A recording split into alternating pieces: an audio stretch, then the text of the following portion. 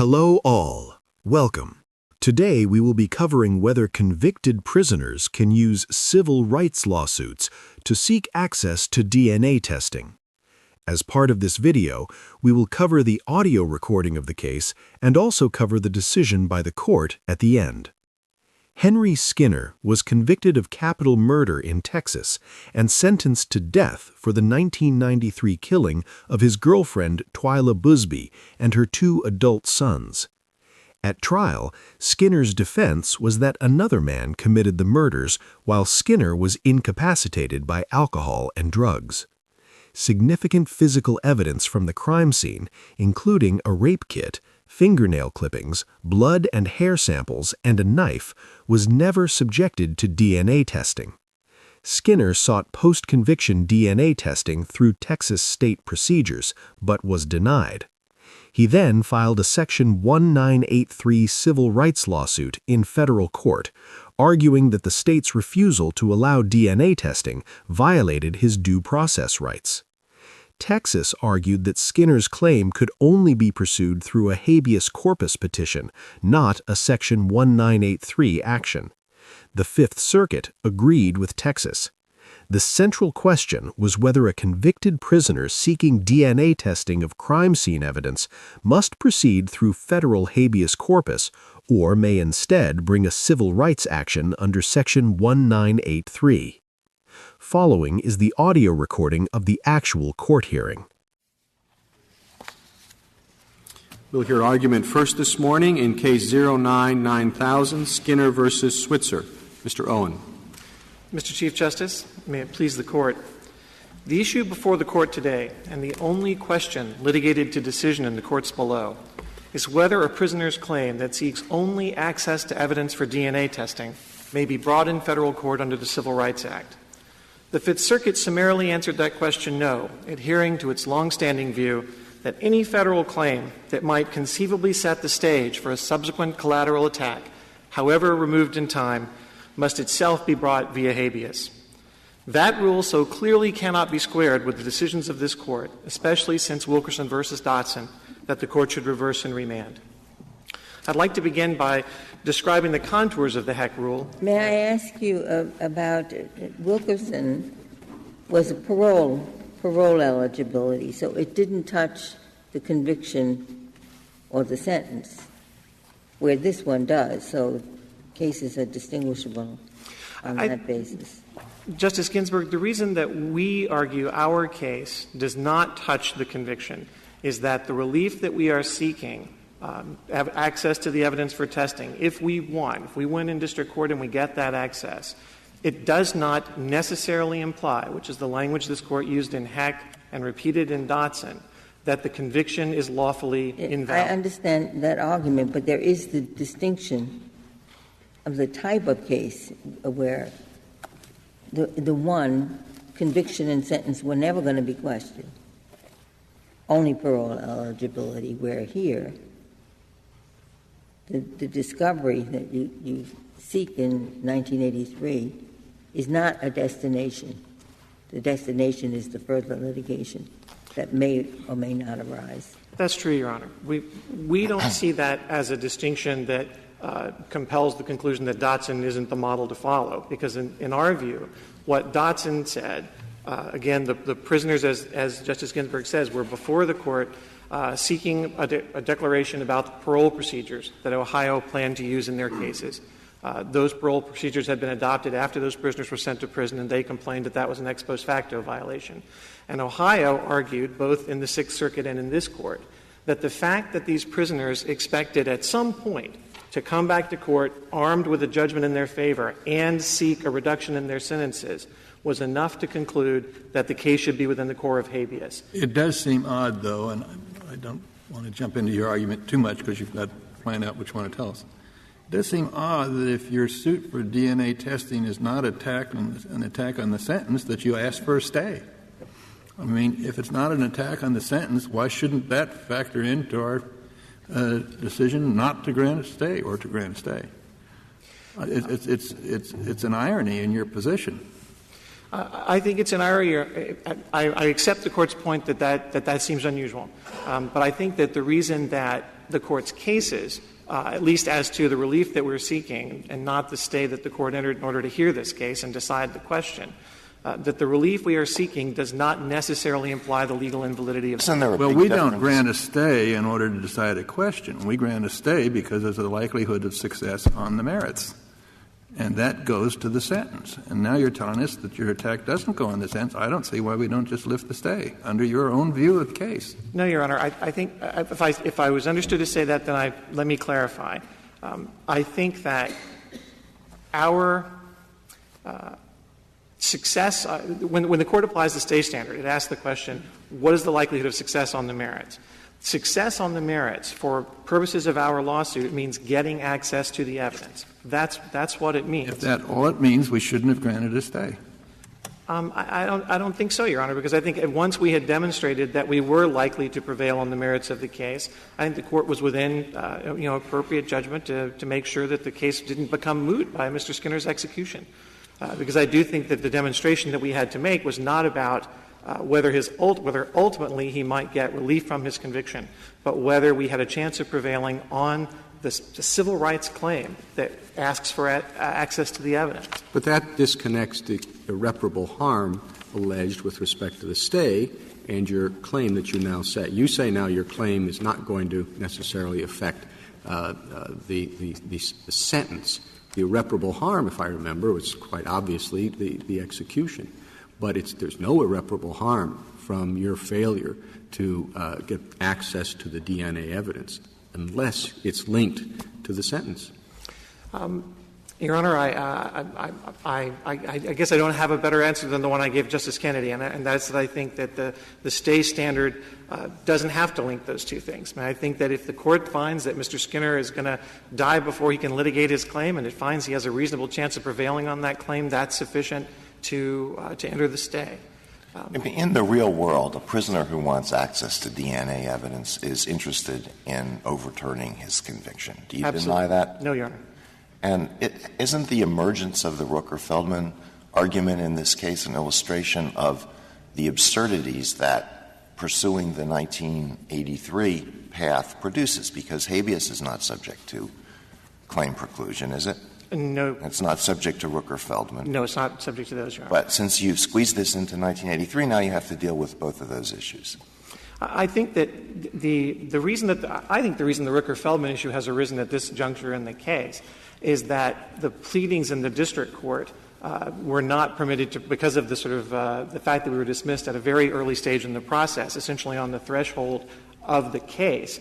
There was no opportunity to develop in full what the legal arguments are for both sides. Except that at page 18 of the yellow brief, where you did have time to explain your doctrine, you say a federal constitutional issue arose only because Court of Criminal Appeals decision regarding the state law issue turned out to be so arbitrary and unreasonable as to deny Mr. Skinner's federal due process rights. Correct me if I'm wrong, but I thought that's Rooker-Feldman to a T. Correct me if I'm wrong. No, I think, Your Honor, that I don't agree about the Court's reading of Rooker-Feldman if you think that if the Court believes that would preclude it. And the reason is this.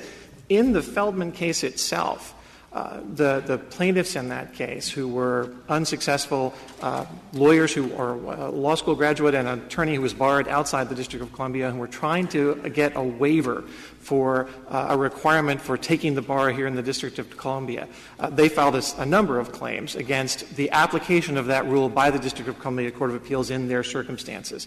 And this Court said those claims can't proceed. Those claims challenge the application of the law to the facts. But this Court went on to say, in Feldman, the last paragraph of the opinion says, they have also raised other claims, and those claims are that this rule, as authoritatively construed by the District of Columbia Court of Appeals, is unconstitutional. It violates the Constitution. And the Court said in Feldman, those claims may proceed. Mr. Rowan, as I read — I'm sorry. What's the rule that's arbitrary and capricious that you're challenging?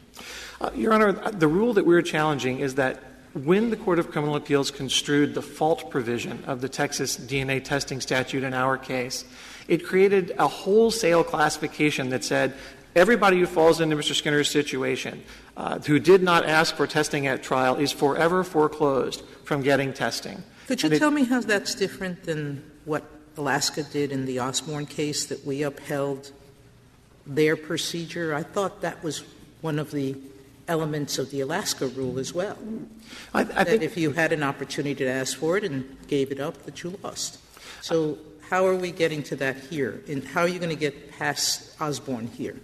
Well, I think in Texas we have the difference, I think, Your Honor, is the difference between a substantive due process claim and, as I understand it, and a procedural due process claim. That in Osborne, the claim that was being made was that the state was denying a federal right and denying access on that basis. Our argument is that the Texas statute was enacted to grant essentially protection to a class of inmates who are wrongly convicted and can prove that with DNA evidence, and then interprets that statute in a way that needlessly chops a bunch of those inmates out, and that's arbitrary, at least to the extent that it doesn't have reference to the specific facts of the case, the likelihood of innocence, the reasons for not doing the testing, and so on. Osborne expressly considered both procedural due process and substantive due process. But the reason, Your Honor, as I read Osborne, that it did not reach a decision on the procedure, or that it rejected Osborne's procedural due process claim, was because he hadn't tried in state court. I mean, that was the premise of Osborne, was he has, as I think the court's language in Osborne was, if he hasn't tried those procedures, he's in no position to complain about them in federal court. Whereas we did try the procedures, and it's precisely that is the basis for our claim in federal court. I'm sorry. Are you one of the criticisms by your adversary of your proposal to bring these actions via 1983 is the prospect that the courts will be used to collaterally attack convictions by all sorts of due process allegations concerning discovery disputes. Could you address that point? And why either you agree with them that that's what's going to happen, or if you don't, why not? I don't agree with them, Your Honor, and for a couple of reasons. First of all is that experience doesn't suggest that. The rule that we are asking the Court to adopt for the whole nation has been the rule for some time in 6 different circuits, and there's no evidence that in those circuits there have been a very large number of prisoners going into court under Section 1983 and trying to leverage discovery under the circumstances that are suggested by a respondent's brief. So that's the practical reason. As a legal reason, I think, that our claim turns on the existence of the liberty interest in the state statute for DNA testing that Texas has created, and that there is no statute in Texas for other kinds of general discovery, for example, access to the prosecutor's file or police reports or other kinds of documents. That's not — there's no legal hook for that. Our legal hook is the existence of that DNA testing statute and the existence under state law of opportunities to bring claims of actual innocence after the evidence is tested. The critical formulation in Heck necessarily implies is a little difficult. I mean, the adverb points one way and the verb points the other. And how necessarily implies strikes me as a little less conclusive than you seem to think. I think if that word were in isolation, Your Honor, there might be more uncertainty about what implies means. But if the Court looks at the cases, looks at Prizer, looks at Heck, looks at Edwards, looks at Nelson, looks at Hill, what you'll see is the word necessarily is in all those cases. And in fact, in Hill, I think, the Court, or maybe it was Nelson, one of the 2 Florida cases, the Court italicizes it twice in the same paragraph. You read necessarily implies to mean conclusively establishes, right? Not that strong, Your Honor. To finish the other answer I was going to say is that in other cases, I was going to say necessarily is everywhere. Necessarily is in all the cases. What the Court also implies is not in all the cases. In Dotson, for example, the Court uses the word demonstrate. Necessarily demonstrates that the judgment underlying the custody is invalid. So I think that there's So you're asking for an expansion of Heck from necessarily implies demonstrates? No, Your Honor. I think that. So if it implies doesn't mean the same as establish or demonstrates, give me an example of a case where the 1983 claim would not establish innocence but would still be covered by Heck. I think Edwards is an example of that, Your Honor, where in Edwards, the defendant, the prisoner, was suing in federal court, alleging that, in his words, the procedures that were used to deny him, it was deny him parole or convict him of disciplinary offenses, but the procedures that had resulted in the disadvantage he was complaining about were unconstitutional. But when you looked at his complaint, what he said was the reason those procedures are unconstitutional is because the decision maker was personally biased against me. which is less a complaint about the procedures and more a complaint, I think, about the merits of that adjudication. And if you believe it, if you credit that and say, okay, we're going to find that's what happened, the adjudication was biased against you, that necessarily implies the invalidity of the judgment reached by that procedure. Necessarily implies or conclusively establishes? I think necessarily with bias, perhaps that would be conclusively established, because I think there's no harmlessness test there. But I think that, at least in an adjudication, there wouldn't be.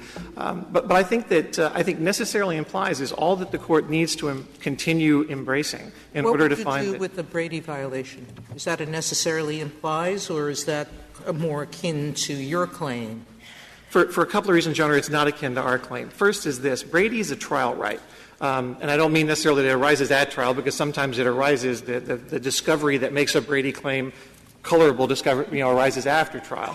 But Brady is a right to have certain evidence when you go to trial so that you can use it in an attempt to get the jury to find you not guilty. And therefore, if that right is violated, if you don't get that evidence and it's discovered later that you were denied this stuff that you needed to have a fair trial, that implies the invalidity of the trial judgment, the judgment that results in the custody. In our case, the judgment that we are challenging is the judgment of the Court of Criminal Appeals denying us DNA testing, which does not, in the same way, demonstrate or necessarily imply that the custody judgment in our case is legally invalid. Mr. Rowan, could I take you back to Rooker-Feldman with that as the premise? You said that what you're attacking is the judgment. I read your complaint as having an important strand where you were not attacking the judicial judgment, but instead were attacking actions of the prosecutor's office independent of any judgment of the state courts. Are you abandoning that part of your complaint, or are you continuing to maintain it? Because certainly, if you talk about the judgment alone, it at least gets you into Rooker-Feldman territory, whereas if you talk about the prosecutor, it does not. I think, Your Honor, that we are in the territory of talking about the judgment. And I think, for the reasons I've described earlier, that does not lead inexorably to a Rooker-Feldman bar. But I think that the nature of our claim, which follows from Osborne, what we understood the Court to be recognizing in Osborne or acknowledging in Osborne, is that the state's administration of its DNA testing scheme is where a due process violation might theoretically arise, depending on how it's administered. So I think I don't understand the argument you're making. Are you challenging the constitutionality of the Texas statute? As interpreted in our case, or as construed, I think is the better word. As construed, I mean, it's their statute.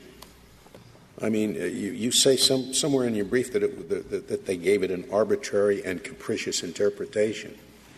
It's up to them how they want to interpret it. We don't reinterpret state statutes because the state Supreme Court interpreted it strangely. It seems to me you're either challenging the statute or you don't belong here. I think, Your Honor, we are challenging the statute. I mean, I think once the Texas Court of Criminal Appeals says here is what the fault provision means, that is the same thing for the purposes of this Court's review as if the legislature had written that in. Okay. Just as long as we're clear about that. Yes, Your Honor. So that's what we're challenging. I certainly agree if we were saying they got it wrong on their own terms, that would be Rooker-Feldman barred because we couldn't bring that claim. I assume that this whole case focuses on paragraph 33 of your complaint. Is that right? There's been a lot. Yes, but. I mean, I think there's been a lot of talk. I think there's been a lot of discussion about the allegations in the complaint, and particularly those paragraphs.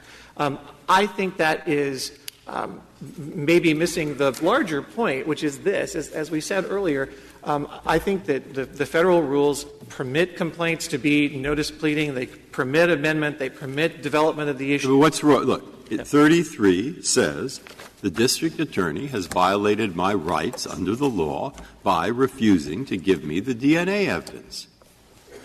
So make him do it. That's how I read 33. That's the relief that we're asking for, Your Honor. But not the relief. That's your complaint. You explain why you think it violates federal law for him not to do it. You ask him to do it. Is there anything else to this case? I think there is the constitutionality of the construction of the statute, because that is the basis on which the DA That's why you're entitled to the relief. All right. Yes. Is there anything else in the case that you want? No, we're not asking. No. I mean, I think if you want the DNA evidence. That's correct. We're not asking this court, the federal district court, to release Mr. Skinner from custody. We're not asking them to accelerate the release date on his sentence, which there is none. We're not asking him to modify the status of his custody.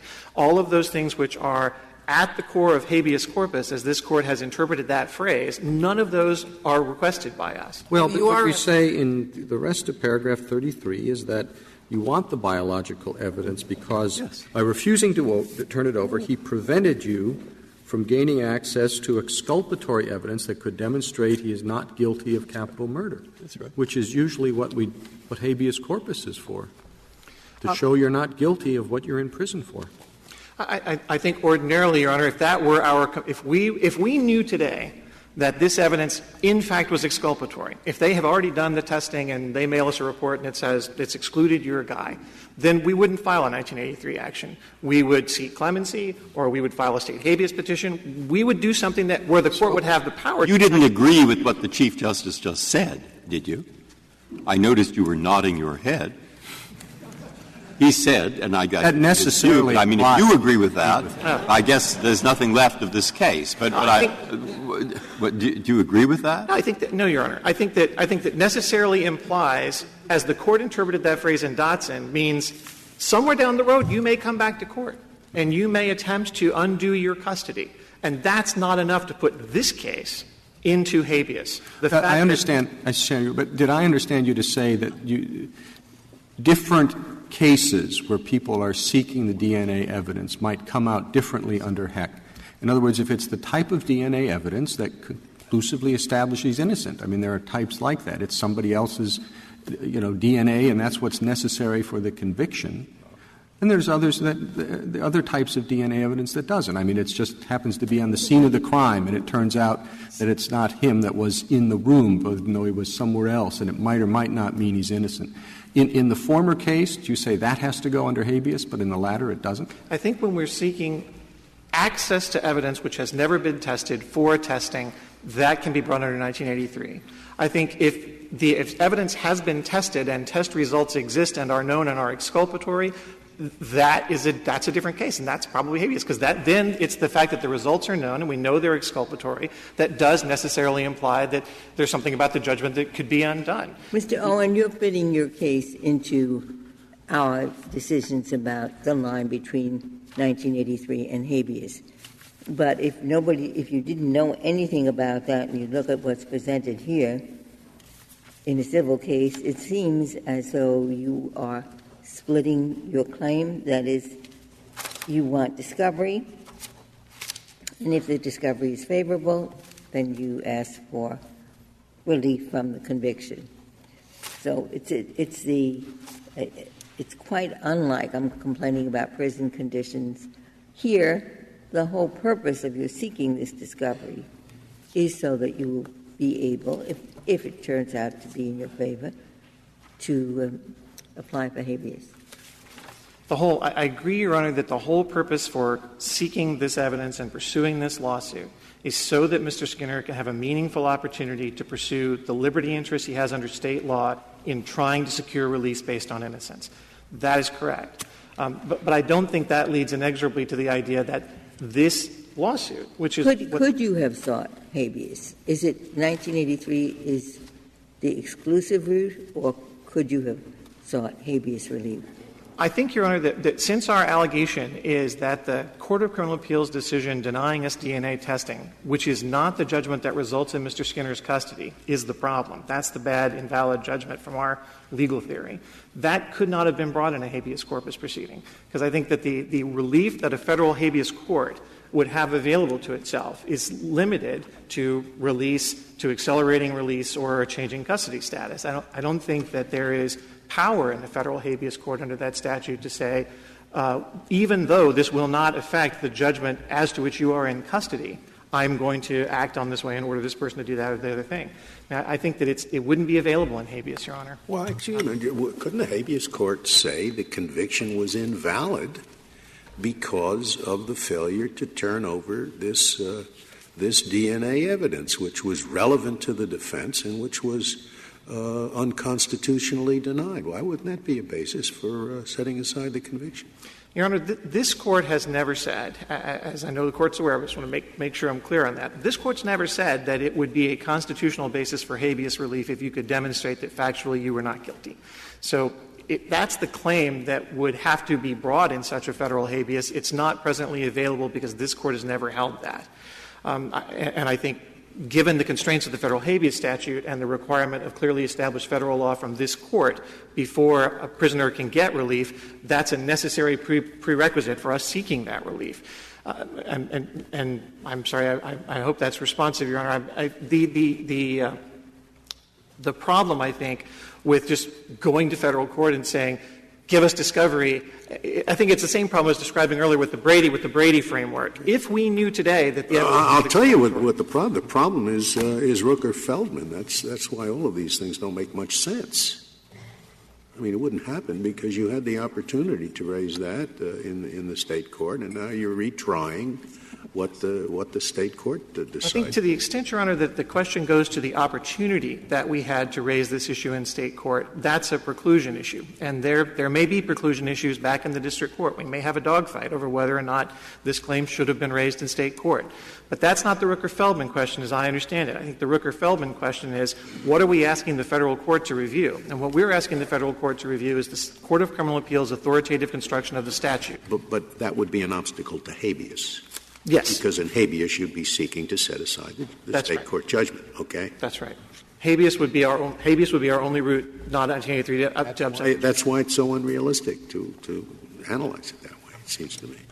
Well, Your Honor, I think I'm not sure I agree that it's unrealistic. I mean, I think that over time, the courts who are wrestling with this issue in the wake of Osborne will identify what aspects of a state's statute and construction of such statutes violate due process or don't. Why isn't it a correct formulation of your answer to Justice Scalia to say what we are seeking is a determination that the state court's judgment, state court's decision, state court's order was a violation of due process?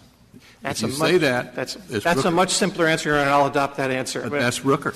That's not. No, Your Honor. I think, again, and this is where we started, and I'm not trying to bring us back full circle, but I think that our understanding of Rooker-Feldman is that is not one of the things that the Rooker-Feldman doctrine prohibits. And, of course, this Court has emphasized in recent years, in the Exxon case and elsewhere, that lower courts have been reading Rooker-Feldman too broadly.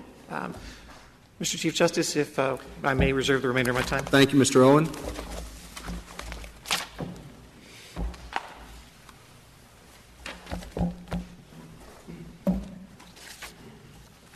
Mr. Coleman. Good morning, Chief Justice Roberts, and may it please the Court.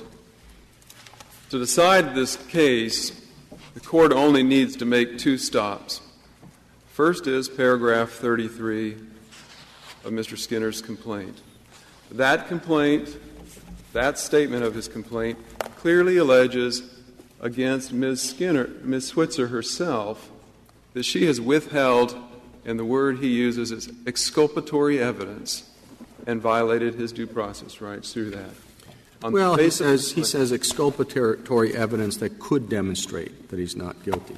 There's a lot of exculpatory evidence that might necessarily imply guilt, but there's a lot of exculpatory evidence that simply is helpful and doesn't mean it will demonstrate. He says it could. There are 2 points in response to that, Chief Justice Roberts. The first is that this is the classic statement of a Brady claim. When you file a Brady claim, you don't know exactly what it is and whether it will definitely be exculpatory or not. You have learned information that makes you think that it would be, and you're able to. The right in Brady was to have that material at trial, so that that's the substantive constitutional right. Here, the substantive right that's been identified in Osborne is the liberty interest created by state law, and that only happens after the conviction. So it's not quite the same. It's not comparable. I'm not saying that legally that there isn't some difference to be made from Osborne. Osborne rejected the substantive claim that you can bring a Brady claim.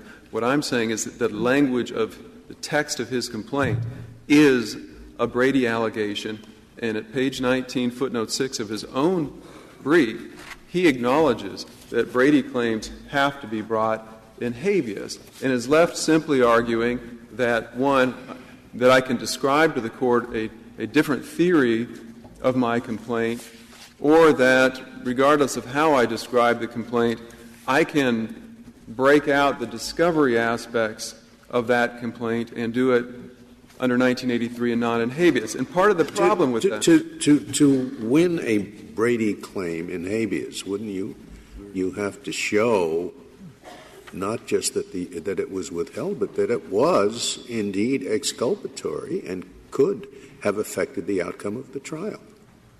No?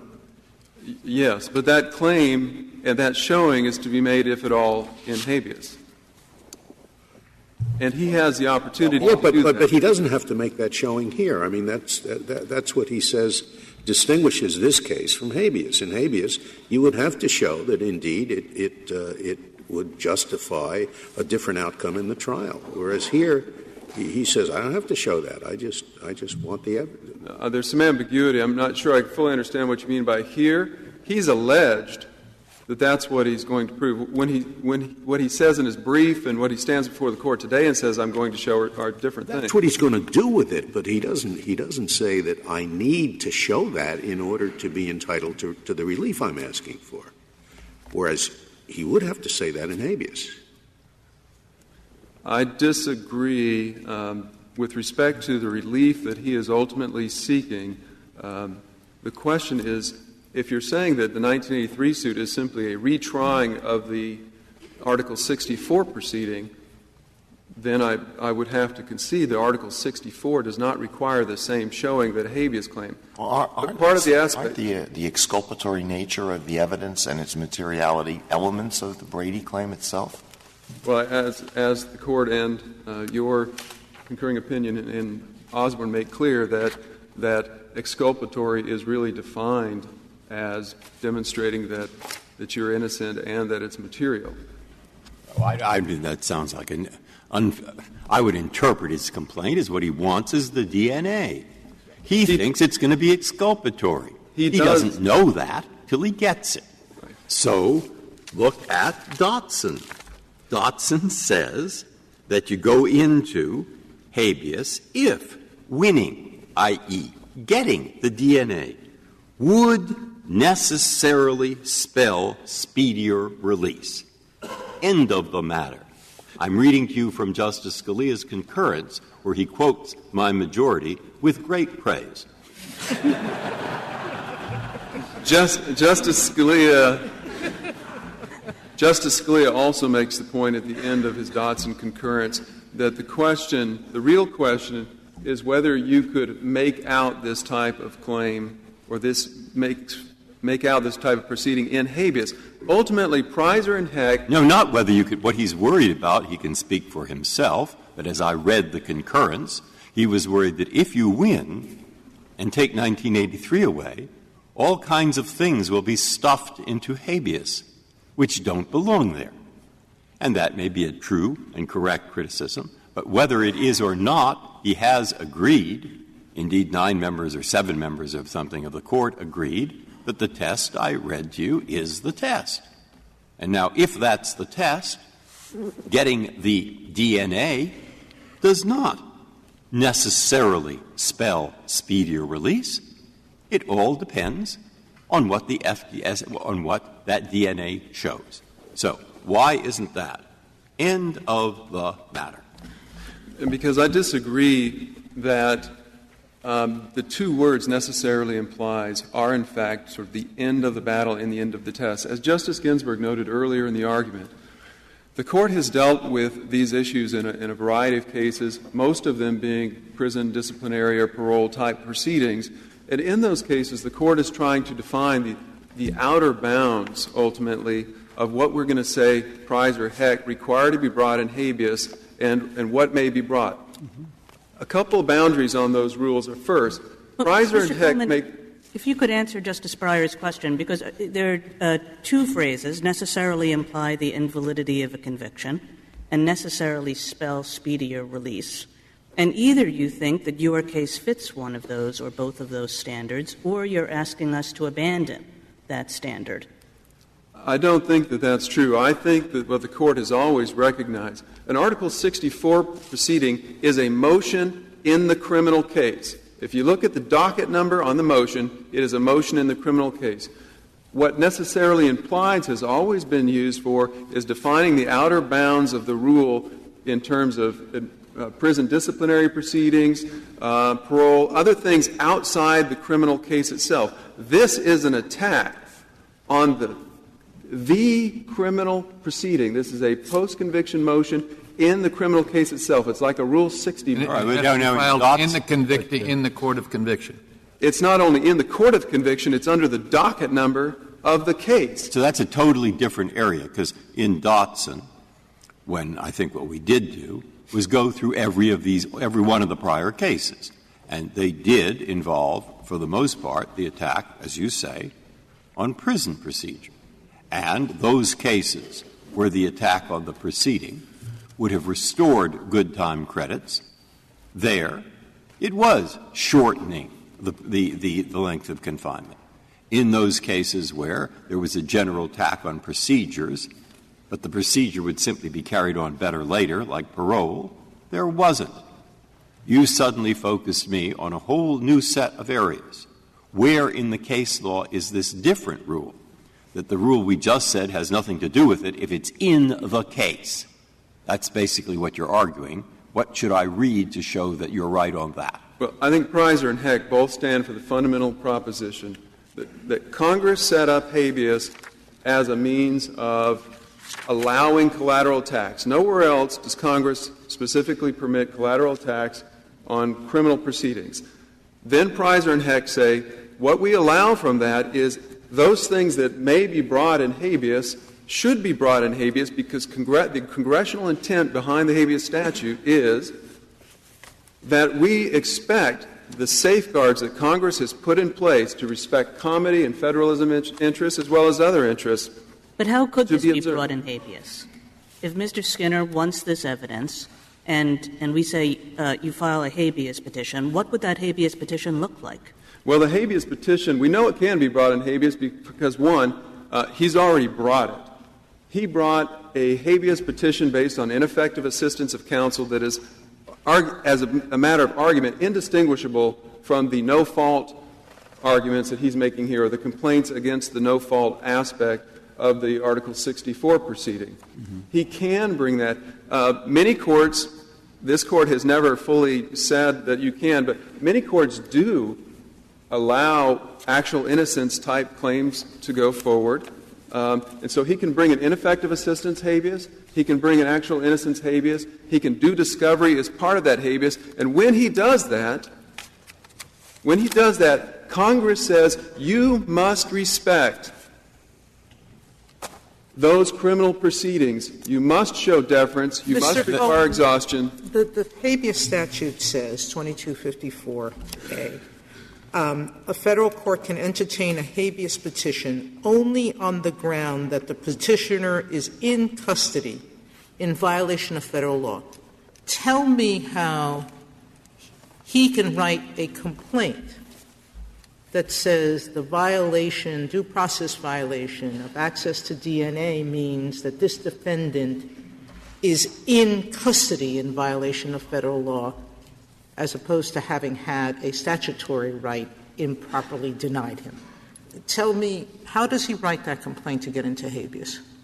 Well, he's stood before the Court today and explained how he would write that complaint. And as I mentioned, why is he in custody in violation of federal law?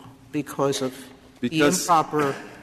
Because he believed that he received ineffective assistance of counsel and that but that's not his claim here. His claim here is that he was denied DNA evidence improperly under state law, in violation of the federal Constitution. That's correct. And the last part of my answer to Justice Kagan, I think, is the answer to your question, and that is, if you make out either an ineffective assistance claim or an actual innocence-type claim, the congressional intent that you observe and show deference and exhaustion and all those things require that to be given to every step of the process.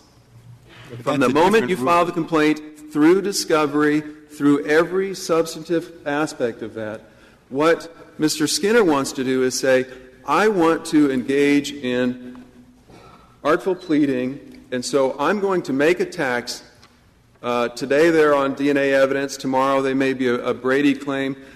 Next week it may be a claim against procedures used in state habeas. But as long as I don't expressly ask that my custody be undone, I expect those claims to be allowed to go forward in 1983 without any of the protections of habeas. And then if it looks after a year that they're going pretty well, then I'll flip it over to habeas and go forward with my habeas. Okay. Now, I see your point, but I want to go back to trying to understand this.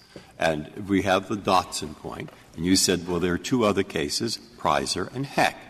So what Dotson says about Prizer is that the plaintiff there wanted the shortening of his term of confinement. He wanted good time credits to be restored. And as we read it then, the shortening of the term of confinement is what made it proper in habeas.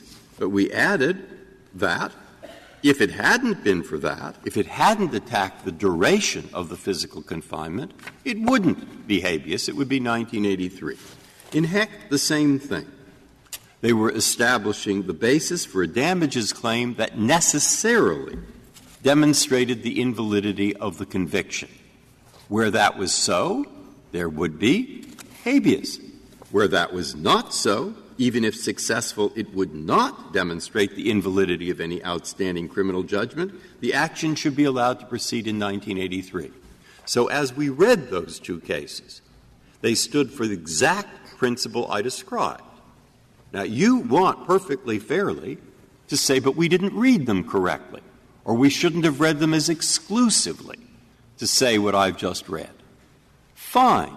What is it, in your opinion, precisely that we should have the principle of distinguishing the one 1983 from habeas corpus if we were to abandon as an exclusive test what we said, and I just read you in those three cases, Dotson, Prizer, Heck?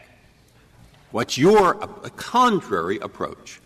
I think the approach is if these things may be properly made the subject of a habeas corpus claim, then congressional intent and the habeas statute require that it be brought in habeas. Then you are asking for a modification of the Wilkinson-Dotson formula, because the formula is, I think, quite clear. It says, would necessarily demonstrate the invalidity of the conviction or the sentence, would necessarily demonstrate. And the petitioner is telling us may not demonstrate it at all, may demonstrate that my client was in fact guilty, so wouldn't necessarily demonstrate the invalidity of the conviction. And I think to say that you should prevail, you would have to say, court, you were wrong in using that formula, because here we have a petitioner who says, I'm not claiming that what I'm seeking would demonstrate the invalidity of the conviction. I disagree with that, Justice Ginsburg. I don't think that we're saying that the court is wrong. What I think I'm saying is that necessarily implied is not a magic words test that is the sort of complete and ultimate statement of the Prizer-Heck rule. So you are asking for something in addition. You say, court, don't just look at the words in Wilkinson v. Dotson. This is a different case, as I suggested originally. This does not involve parole. The ultimate destination in this case is the conviction and sentence. I think that is correct, in the sense that if you look at Dotson, which involved a specific claim for process, which is not what they're asking for. They're asking for actual relief, not process. But you look at those types of cases, whether it's Heck, it's a civil case that went about attacking it. These cases on the periphery of what goes in and out of Heck, the necessary and implied language, I think, is a good descriptor for what was at the periphery.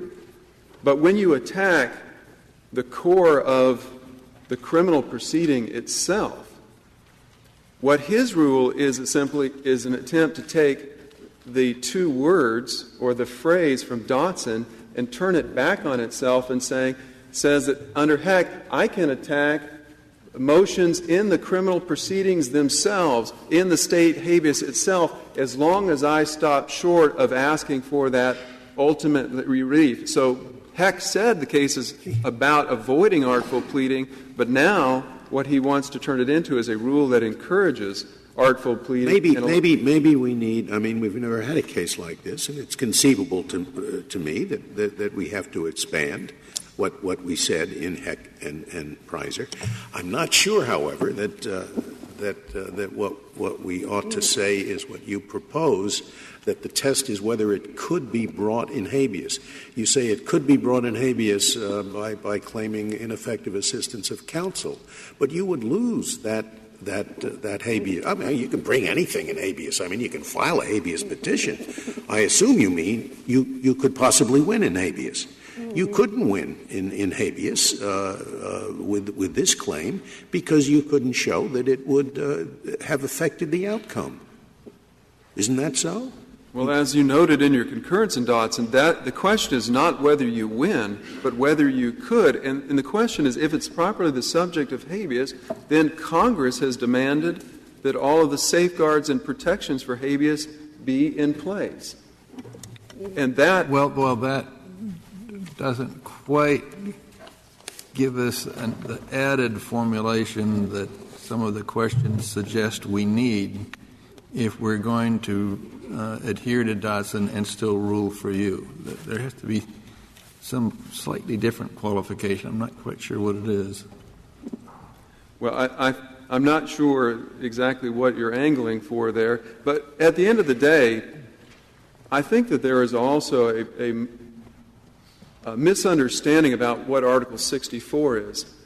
Skinner treats Article 64 as simply I ask for evidence and I get evidence, and you denied me the DNA. What Article 64 actually is, it's a motion, as I mentioned, filed in the criminal case itself that says, Judge, I want a ruling that if this additional DNA evidence were known at the time of trial, then I probably would not have been convicted. And the process for obtaining that ruling is to make an initial threshold showing that suggests the materiality of the DNA evidence. If you get over that threshold, then you move on to testing and you get a hearing and an ultimate determination. But there are really only two results in Article 64. One is a ruling that you probably would not have been convicted, or two, I reject your request for a ruling that you probably would not have been convicted. And that's what he got. It is a motion that goes to the core of the conviction itself. But if you look, in Heck itself, we said a 1983 action, where it is, even if successful, will not demonstrate the invalidity of any outstanding criminal judgment, a 1983 action should be allowed to proceed. Now, I take it what you're suggesting is we say that sentence is wrong or overstated, that there is another circumstance. Well, even though it will not demonstrate that the judgment was wrong, it still should not be allowed in 1983 if it is, quote, related to the criminal case itself. Something like that is what you're proposing. Or what is it? Say what it is then. Say what it is. What about where its only purpose is to be able to demonstrate the invalidity of the judgment? Well, ultimately, the only reason it can be brought is to demonstrate the invalidity. It's part of a process where you hope to demonstrate. Can you bring in habeas a motion, let's say, to examine police files? You can bring a claim in habeas alleging, for instance, Brady.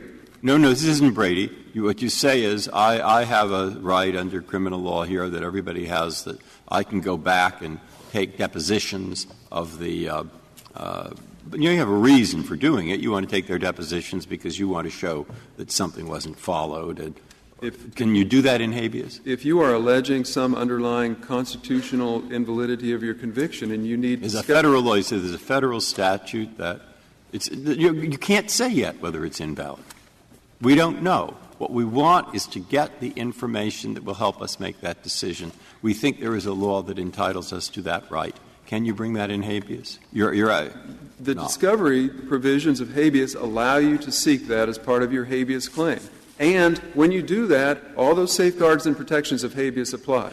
So that means FOIA request, where your only purpose is to seek out the police files because you're hoping, just like you are in DNA testing, that those files will show exculpatory material, then FOIA requests have to be brought in habeas as well? I think FOIA is different. FOIA, you can ask for it, I can ask for it, Chief Justice Roberts can ask for it. Well, take a case, Mr. Coleman, I think there was one recently in the Fifth Circuit where a prisoner asked for appellate slip opinions. And the prisoner said, I want these slip opinions so I can write a better habeas petition. Does that also have to be brought as part of a habeas case, or can that be brought in 1983? I don't know the specifics of that claim, but I would tend to think if a person generally has access to slip opinions, then no, he said he didn't have enough access to slip opinions, and he needed more slip opinions in order to be able to obtain a quicker release from prison via habeas. I would say no. No but what? No what? That would not have to be brought as a habeas. But again, this why is is that different. Excuse me? Why is that different? Both the prisoner is seeking a tool that he hopes will lead to a quicker release, although it has no certainty at all of doing so. I think because there is no right specific to him. For instance, if I seek DNA evidence, it's because I want to attack my conviction, and there is no other reason to do it. If I want slip opinions, it may be that I want to read them. It may be and the general public has access to slip opinions the same way the general public. The library. I want to use the prison library. Same example. I want to use the prison library 9 to 3 because that's when I work on my efforts to upset my conviction. Now, I mean, it's the same. That's a condition provided. What that's about a condition. That's just a prison conditions.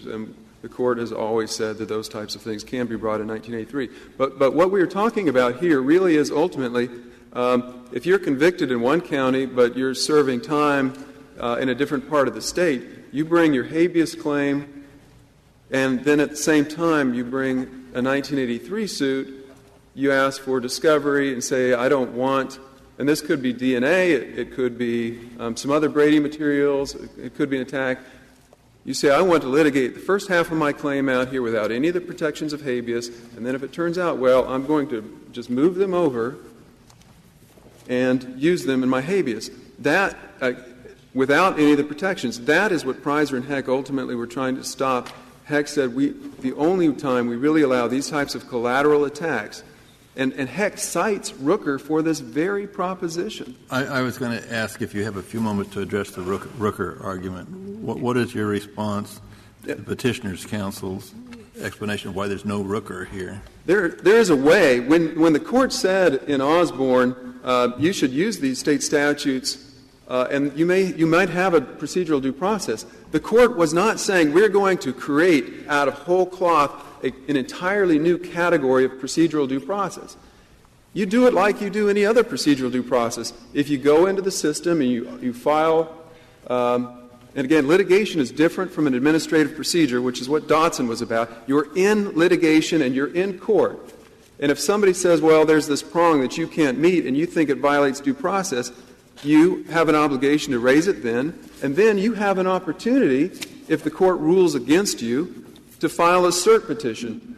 And if you don't do that, what we do know is from this very limited area is that the one thing that you can't do is file a federal 1983 lawsuit saying, I think that what the state court did is arbitrary and capricious. And so Skinner is asking you to create a 1983 lawsuit that is always Rooker-Feldman barred and always preclusion barred, because you're asking the court to declare that the state courts violated the constitutional rights in the way they went about it. And so he's asking you to create a category of 1983 suits that runs exactly contrary to Rooker-Feldman and exactly contrary to what Hecht said is this overriding interest in ensuring that these types of collateral attacks are brought, if at all, in habeas and not through generalized 1983 lawsuits that don't provide any of the protections that Congress has insisted by statute be applied in these types of suits. So then can you give us your best modified statement of Wilkinson against Dodson? I think you've been telling us that that formula fit that type of case, would necessarily demonstrate the invalidity of the conviction. It's given here that this evidence would not necessarily demonstrate the invalidity of the conviction. Nonetheless, you say it falls on the habeas side of the line. That does require you to ask for a modification of the Wilkinson v. Dodson formula, and I ask if you could say what that would be, what that precise modification would be. Well, and first, I don't believe the Court has ever acknowledged the existence of a cause of action for discovery separate and apart from the merits of what you're seeking to do. The merits of what he's seeking to do is to attack his custody. That is something that can and should be brought in habeas, and the Court should not, for many reasons, create a cause of action whose sole purpose is to run counter to Rooker-Feldman and whose sole purpose is to avoid the protections of habeas. Again, this is not an expansion of habeas. It's simply a recognition that he has a claim that he can bring in habeas. It probably is a loser. We think it certainly would be a loser, but the question is, can he bring it? And if he can, it should be subject to these types of things. And at the end, when you recognize what he is trying to do, this is fundamentally a question or he is seeking to invalidate his conviction, and that it comfortably fits within the policy choices that the Court has made all the way. Justice Ginsburg's question, I think, is an important one. Are you going to argue that you fit within, this case fits within necessarily implies, or is there another formulation that you think we should have? We think, given the nature of the Article 64 proceeding, which is itself an attack on the conviction, it is a request that the Court declare that the conviction is probably invalid.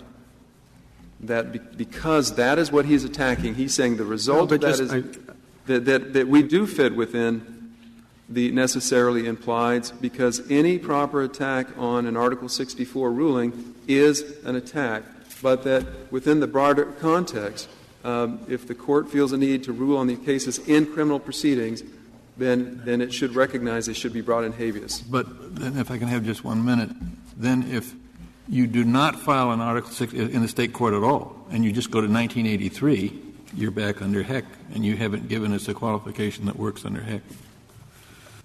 Briefly. Very, very briefly. If the only claim you brought, you say, I can never meet Article 64 because it says only applies to convictions after January 1st, 2000. I can't meet that. I think it's unconstitutional. You file an 1983 lawsuit. You say, I think that provision is unconstitutional. That's really Dodson saying, rule that prong is unconstitutional, but let me go back and have process. That's Thank Dodson, you, counsel. not this case. Mr. Owen, take 5 minutes. Or you have 5 minutes. Mr. Owen, Justice. I know I'm pushing you, but I really would like a clear statement of what the procedural due process violation that you're claiming occurred here is. Your Honor, our claim is that in its construction of the statute, the Texas Court of Criminal Appeals construed the statute to completely foreclose any prisoner who could have sought DNA testing prior to trial but did not from seeking testing under the post-conviction statute. That sweeps too broadly. Then let me follow this through. You're not attacking the constitutionality of Article 64 on its face, right? Or are you?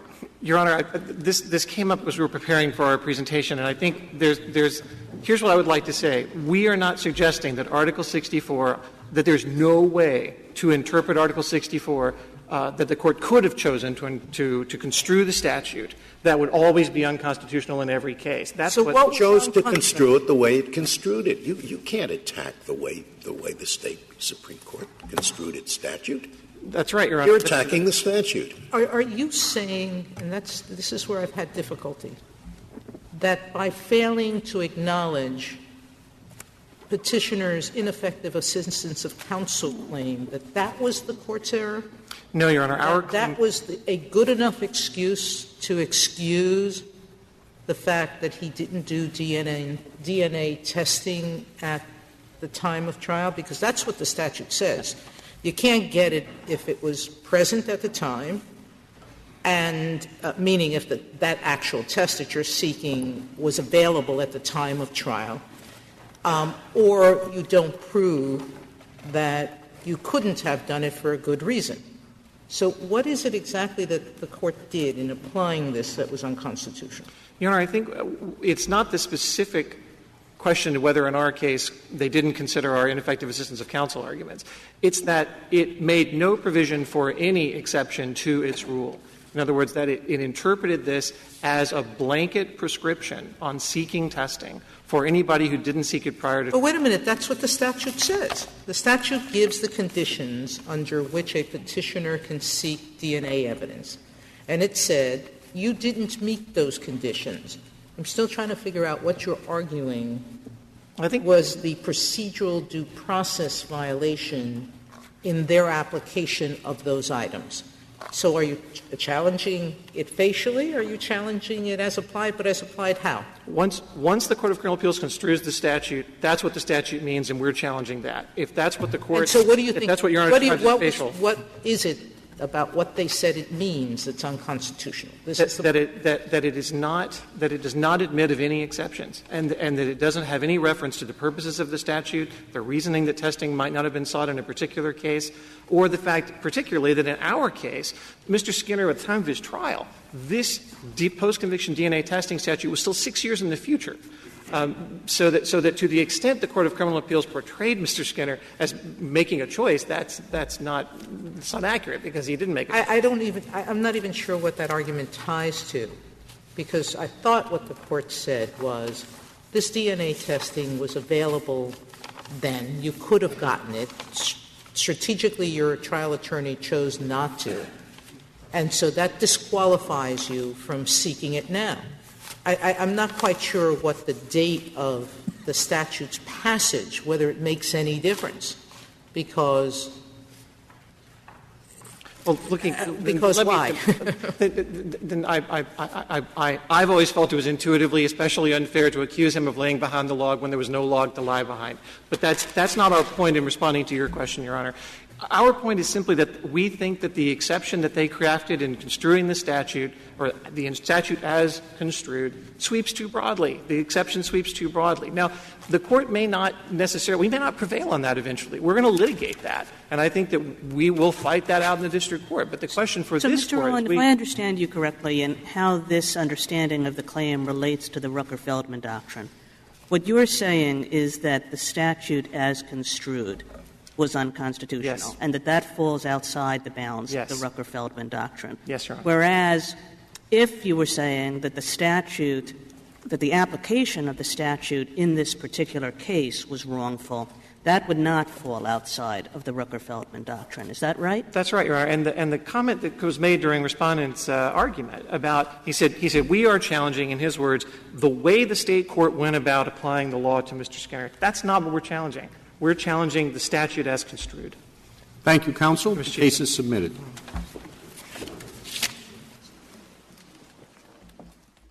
That concludes the audio recording of the court proceedings. The Supreme Court ruled 6-3 in favor of Skinner, reversing the Fifth Circuit.